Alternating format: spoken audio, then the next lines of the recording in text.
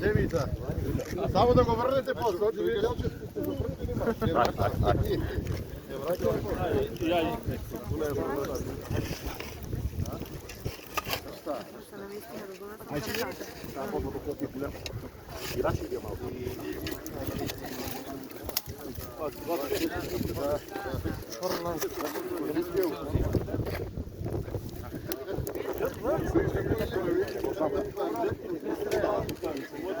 Знам го, на пат. Айде, момички.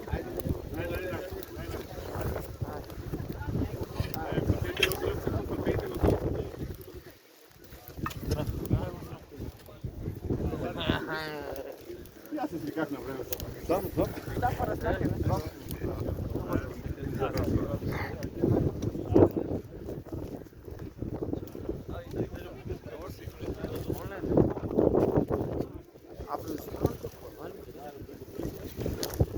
По-силно малко, да слушай други.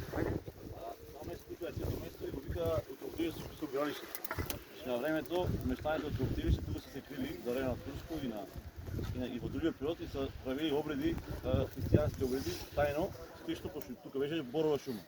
Това е едната причина, втората причина е, ако идеш от Дълчево према Берово, ако погледнеш на Дърво на Средна, първи се гледа това место. И затова сега от тук да почнем и живи и здрави, това да стане традиция и за после 10 години да стигнем добро на Средна. И аз верувам и во премиеру, и во министеру, и во управодители, и во македонски шумика, со нива на помощ ќе успеем да го направиме. Тоа е втората работа. И третата работа, днес имаме од 5 до 7 садници, мешани, 1200 од 5 сорти, затоа што сакаме, например, тие луѓе што тука денеска, кои ќе погледнат за 10 години кон Средна, да биде шарена шумата. Има и бор, и бука, и ела, и чемпрес, и јасин, и јавор. За да знаат нашите деца, например, тука е мојот син, има и други деца, да знаат после 10 години да вика нашите родители почнаа од тука да ја од шарената шума да го пошумат нашиот крај кој што за жал 5-4 години беше опустошен. Мило ми е што тука има луѓе и од Пекчево, и од Белови, и од Каменица, и од другите градови. Тоа се покажува дека таа традиција ќе стане регионална и ќе ми биде мило до година веќе после локални избори да и некако локална власт во Делчево да го направи исто. Мало ви за сите што присуствувавте. До македонски шуми што помогнаа и се тоа да се реализира, и на директорот, и на заместник директорот, за ръководител тука во Делчево, на сите вработени, нормално на сите граѓани. Било ми е, ако сакате да го завршиме и после тоа да се упатиме да ручиме сите заедно. Ќе ни биде мило да се поддржиме уште малку. Мислам дека имаме уште нешта дека и може да стане председание и да завршиме. Имам уште ден ред, само доле ќе го довршиме ние. Вие можете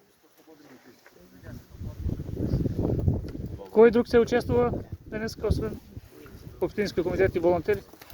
Денеска во организација на Општински комитет на ВМРО во Делчево, тук има представници на влада, премиерот, председател на ВМРО, председатели на општи комитети на Пекчево, Берово, Македонска Каменица, пратеници, тука е Мирлек, тука е Драјан Ковачки, тука се директорите на агенциите во Министерството за животна средина, министерот за земјоделие, државниот секретар за земјоделие и нормално невладни организации, ловджии, активисти и пензионери. И пензионери, да. Добро. Значи по-голяма група на луѓе, ентузијасти, любители на природата. Акцијата е скоп на нашиот концерт го Сакам Делчево и мисля дека денеска е успешно реализирана, затоа што се посадени по информации на вработени македонски шуми од близо 7.000 садника. Тоа е добро, скромно може, но е добро. Инаку, значи, како иницијатива на нашата акција која беше предвидена пред месец време, сакам пак да ги пофалам кметот на Република Македонија, работите во македонски шуми кои што пред нас успеа да посадат некаде околу 50 садника или некаде, мислам нека се околу 60 хектара. И денеска тук сме на површина од 3,5 хектара. Така да благодарам се до нив и што ни помагат да си ја вратиме природата и зеленилото во истокот. Како? Преку 500 хектари во цела Малишевија. За генералната стратегија, премиере, за овој крај кој пред 4 години беше опустошен, тука изјавате или таму? Таму дава едно министерот сега моментот. Добро, ќе ве прашаме таму тогаш. Не го прашате. Добре, вие нещо ти кажете, Вальда.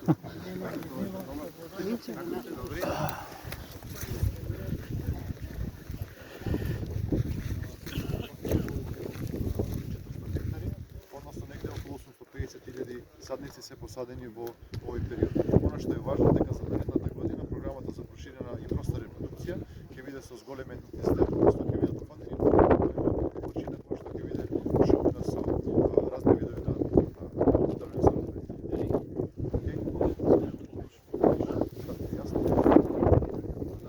На крај сортименти ќе го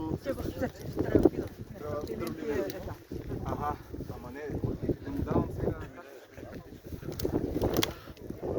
Кратко е слушнавме од изјавата на министерот.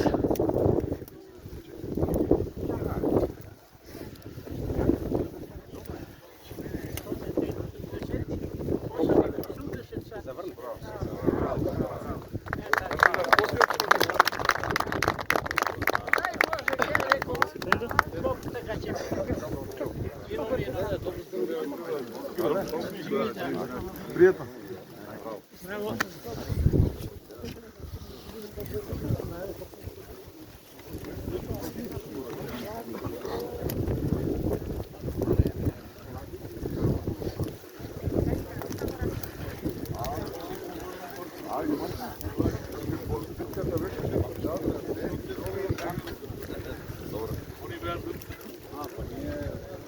Ќе има сега изјава?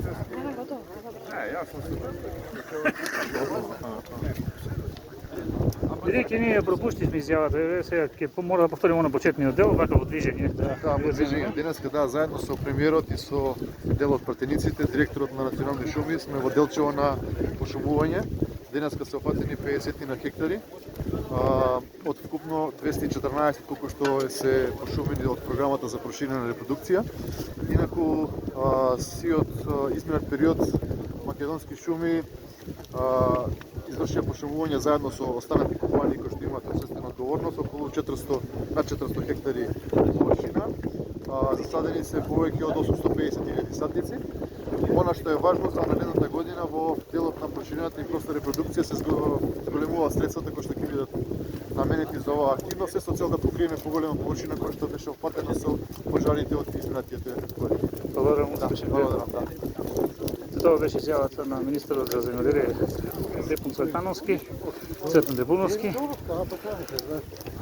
и слушнавте колку се парчиња зимзелени дрва се предвидени во рамки на глобалната акција за пошумување. Колку времето ладно, спомна и председателот на Општинскиот комитет колку луѓе се учествуваат.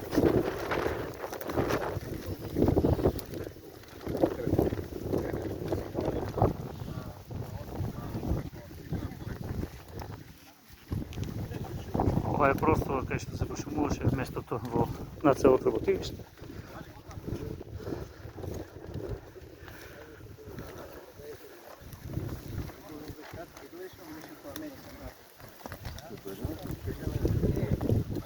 А ова се учесниците во денешната акција.